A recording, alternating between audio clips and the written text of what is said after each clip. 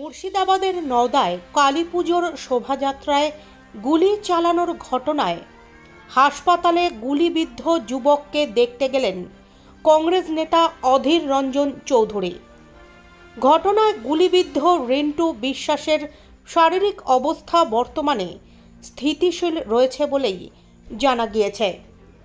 পাশাপাশি আহতের পরিবারের সদস্যদের সাথেও কথা বলেন অধীর রঞ্জন চৌধুরী।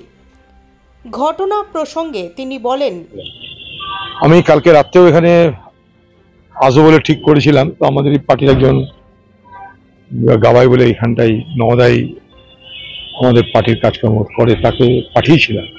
তখন যে আহত হয়েছে সে অপারেশন থিয়েটারে ছিল, ফলে কালকে রাত্রে আর আসার সুযোগ হয়নি। আজকে এলাম, এখনো পর্যন্ত শুয়ে আছে, ঘুমিয়ে আছে। যাও, তাদের পরিবারের লোকরা আছে, তাদের সঙ্গে কথা বললাম। তারা বললো যে মানে আর বিপদের বাইরে আছে, এরকম বললো আর কি। তবে যে চিকিৎসা করছেন ডাক্তার, ইচ্ছা আছে তার সঙ্গে আবার কথা বলার। তো আপাতদৃষ্টিতে মনে হয়েছে যে বিপদের বাইরে আছে, মানে অন্তত বেঁচে আছে এটুকু স্পষ্ট হলো, মানে আমার জ্ঞানে আর কি। কিন্তু ঘটনাটা অত্যন্ত নিন্দাজনক। ব্যাপার হচ্ছে যে সর্বাঙ্গপুর একটা শান্ত জায়গা, সেখানে মানুষের উৎসব পার্বণ পরব আশেপাশে সব জায়গাতেই হয়। পাশে শ্যামনগর, তারপরে সর্বাঙ্গপুর, এসব এলাকার মানুষ একে অপরের সঙ্গে মেলামেশা, খুবই ভালো সম্পর্ক এদের মধ্যে। সেখানটায় তৃণমূল নেতাদের তাদেরও কোনো প্রোগ্রাম থাকতে পারে, কিন্তু গাড়ি নিয়ে যাবে, রাস্তা তো সকলের। সে রাস্তায় মিছিলও যায়, সে রাস্তায় মানে ধর্মীয় অনুষ্ঠানের শোভাযাত্রাও যায়, রাস্তা সকলে, সেখানে পেঁয়াজের গাড়িও চলে, সবই চলে।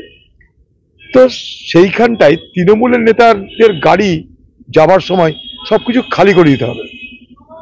কারণ তারা আমাদের সমাজে থাকলেও তৃণমূলের নেতারা, তাদের অধিকার আমাদের সকলের থেকে বেশি, তাই তাদের জন্য রাস্তা খালি করে দিতে হবে।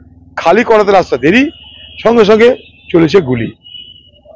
মানে পুলিশের কাছে, পুলিশ অফিসারদের কাছে সকলের কাছে আধুনিক অস্ত্র থাকে বলে আমার জানা নাই, কিন্তু তৃণমূলের নেতাদের কাছে সে ছোট বড় সব অস্ত্রের কোনো কমি নেই।